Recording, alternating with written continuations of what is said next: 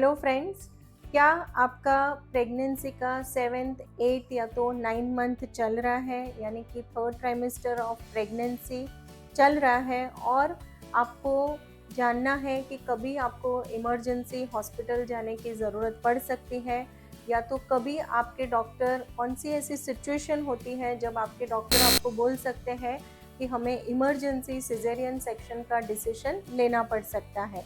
So yes friends, myself Dr. Kajal Mangukia, practicing gynecologist, obstetrician and IVF specialist since more than 15 years at Orchid Hospital and IVF Center, Surat.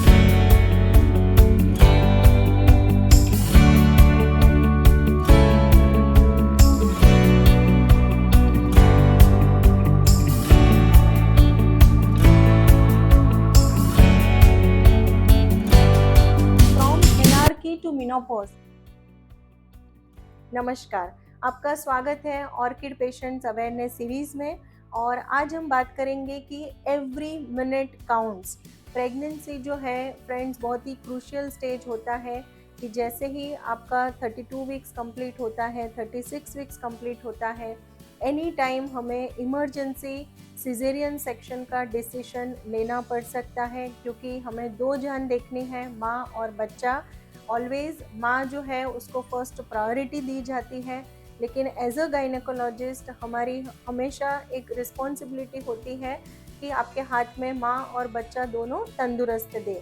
तो friends, आज बात करेंगे कि जैसे कि fetal distress, यानी कि बच्चे को यदि सांस लेने में तकलीफ हो रही है, जनरली आपका जैसे 8 मंथ लगता है, 32 वीक्स कंप्लीट हो जाते हैं, आपके जो भी डॉक्टर रहेंगे वहाँ पे NST यानी कि नॉन स्ट्रेस टेस्ट जो होता है वह तो रेगुलर बेसिस पे करते ही होंगे। लेकिन यदि NST जो है वह नॉन रिएक्टिव आता है, यानी कि बच्चे की जो हार्ट बीट है वह नॉर्मल जो हार्ट बीट है दैट इज़ 120 to 160, यदि वो 120 के नीचे जाता है या तो 160 के ऊपर चले जाते हैं, इवन लेस देन 100 होता है, then it is like an emergency कि बच्चे को रियली सांस लेने में तकलीफ हो रही है, हार्ट बीट्स काफ़ी वेरिएबल हो रही है। तो ऐसी सारी सिचुएशन होती है कि जब भी हमें इमरजेंसी डिसीजन लेना पड़ सकता है। और स्पेशली इसका जो मतलब होता है फीटल डिस्ट्रेस, यानी कि बच्चे को हाइपोक्सिया हो रहा है, बच्चे का जो ब्रेन है उसको ऑक्सीजन जो पहुंचना चाहिए वह कम पहुंच रहा है। काफ़ी बार हम देखते हैं कि कलर डॉपलर जो हम करते हैं कि अम्बिलिकल आर्टरीज होते हैं, वहाँ पे कलर फ्लो कैसा चल रहा है, तो उसमें भी यदि हाई रेजिस्टेंस आ रहा है या तो एबनॉर्मल कलर डॉपलर होता है, तो ऐसे सिचुएशन में भी हमें ऐसा डिसीजन लेना पड़ सकता है। इवन जो ब्रेन में जो ब्लड सर्कुलेशन हो रहा है वह और अम्बिलिकल आर्टरी जो है उसमें जो डॉपलर पैरामीटर्स होते हैं यदि वह भी एबनॉर्मल है, जिसे हम CPR रेशियो कहते हैं, वह यदि एबनॉर्मल है तो भी आपके गायनेकोलॉजिस्ट आपको समझा सकते हैं कि यह केसेस में हमें इमरजेंसी सिजेरियन सेक्शन का डिसीजन लेना पड़ेगा।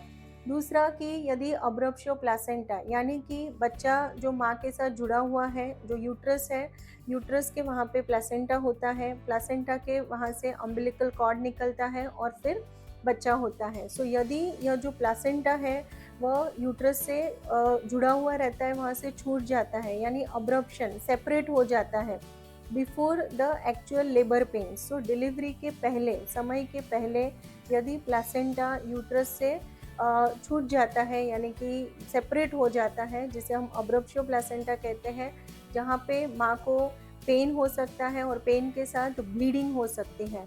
तो यह भी बहुत क्रूशियल सिचुएशन होती है, क्योंकि जो भी ब्लड सप्लाई मिल रहा है वह यूट्रस में से प्लासेंटा पे जा रहा है, प्लासेंटा से थ्रू द अम्बिलिकल कॉर्ड बच्चे को ब्लड सप्लाई मिल रहा है।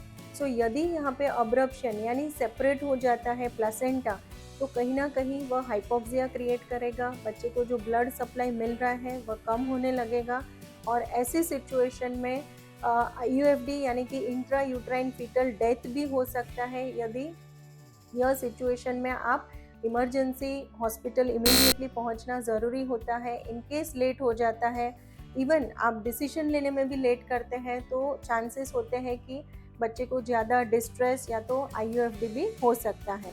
तीसरा सिचुएशन है कि यूट्राइन रप्चर, यानी कि कोई भी एक पेशेंट है कि जिनका प्रीवियस सिजेरियन हुआ है या तो प्रीवियस मायोमेक्टमी, यानी कि यूट्रस में जो फाइब्रॉइड होता है उसकी सर्जरी हुई है, और आपका जो यूट्रस पे स्कार है वह रप्चर हो जाता है। सो यदि आपका प्रीवियस सिजेरियन है तो आपके डॉक्टर जब भी आप सोनोग्राफी में जाते हैं तो स्कार थिकनेस मेजर करते हैं, और स्कार थिकनेस जनरली हम जो कट ऑफ रखते हैं 3 to 3.5 mm का कट ऑफ रखते हैं।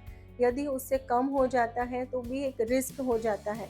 लेकिन कभी कभी ऐसा हो सकता है कि बिफोर 32 वीक्स या तो 36 वीक्स यदि कोई एक्सर्शन वाली एक्टिविटी होती है तो और स्कार आपका वीक है तो यह स्कार रप्चर हो सकता है, यानी कि यूट्रस फट सकता है। वह समय पे टोरेंशियल ब्लीडिंग शुरू हो जाती है। बच्चा भी जो है यदि बहुत ही जो रप्चर जो होता है वो फुल लेंथ रप्चर हो जाता है तो बच्चा भी यूट्रस में से बाहर आके पेरिटोनियल कैविटी में आ सकता है। And this is again a situation जहाँ पे टोरेंशियल ब्लीडिंग होता है। मदर को माँ जो रहती है वो शॉक में चली जाती है, कभी बेहोश भी हो सकती है, और बच्चे को भी मतलब IUF भी जो हम बोलते हैं उसके भी चांसेस बढ़ जाते हैं।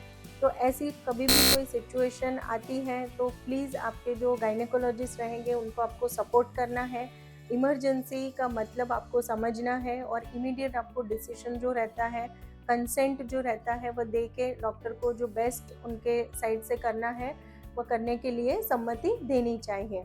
चौथा कि अम्बिलिकल कॉर्ड प्रोलैप्स, यानी कि डिलीवरी के पहले नॉर्मली जब डिलीवरी होती है तभी वजाइनल रूट से तो पहले बच्चा बाहर आता है, फिर अम्बिलिकल कॉर्ड, और उसके बाद प्लेसेंटा डिलीवर होता है। So either it is a normal delivery or it is a caesarean delivery. पहले हमेशा बेबी डिलीवर होता है, उसके बाद अम्बिलिकल कॉर्ड एंड उसके बाद प्लेसेंटा सेपरेट होता है। लेकिन कभी कभी हम देखते हैं कि पेशेंट कुछ ओवर स्ट्रेनियस एक्टिविटी हो गई है तो काफ़ी बार ऐसा होता है कि जो अम्बिलिकल कॉर्ड है वह वजाइनल रूट से बाहर आ जाता है। इवन कोई पेशेंट है जिसमें CPD है, यानी कि बच्चा जो है बच्चे का हेड फिक्स नहीं हुआ है और जो लाइकर है वो मतलब बैग ऑफ मेम्ब्रेन जो है वो रप्चर हो जाता है और वहाँ से कॉर्ड बाहर निकल जाता है before the delivery of the baby. तो इसकी वजह से कॉर्ड जो है वो कंप्रेस हो सकता है। कॉर्ड कंप्रेशन होता है तो हाइपोक्सिया होता है, फीटल डिस्ट्रेस होता है, और ऐसी सिचुएशन में भी हमें इमीडिएट डिसीजन लेना होता है फॉर द सिजेरियन सेक्शन। तो यदि आपको घर पे ऐसा कुछ होता है तो immediately as early as possible hospital पहुंचना है और आपके डॉक्टर आपको चेकअप करके समझाएंगे, वह हिसाब से आपको अपनी कंसेंट देनी है। एंड फिफ्थ है कि severe bleeding may be if it is because of abruptio placenta, यानी कि प्लेसेंटा सेपरेट हो गया है और ब्लीडिंग हो रही है, या तो प्लेसेंटा प्रीविया यानी कि जो मैली का भाग है, प्लेसेंटा जो है वो बच्चेदानी की मुख पे है, सेंट्रल प्लेसेंटा है, और कभी स्ट्रेनियस एक्टिविटी या तो काफ़ी बार हमने देखा है कि जैसे लार्ज बेबी है, फुल टर्म पेशेंट है और कभी कभी उनको ब्लीडिंग शुरू हो जाती है। तो अगर सीवियर ब्लीडिंग है, पेशेंट के जो ब्लड प्रेशर है वो कम हो रहा है, पेशेंट के पल्स रेट बढ़ रही है, तो ऐसी सिचुएशन में भी हमें इमरजेंसी सिजेरियन सेक्शन का डिसीजन लेना पड़ सकता है।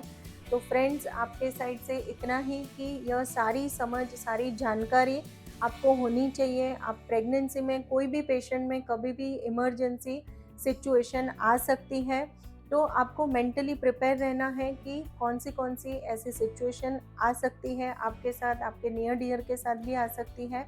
और आप ध्यान रखिए कि आपके जो गायनेकोलॉजिस्ट हैं जो आपको एक्सप्लेन कर रहे हैं कि इसमें से कोई सिचुएशन है तो आप मेक श्योर करें कि उनको जो सम्मति देनी है, कंसेंट देना है, उसमें ज़्यादा देरी ना करें ताकि हम आपके हाथ में तंदुरुस्त माँ और तंदुरुस्त बच्चा दे पाए। So thank you friends for watching this video.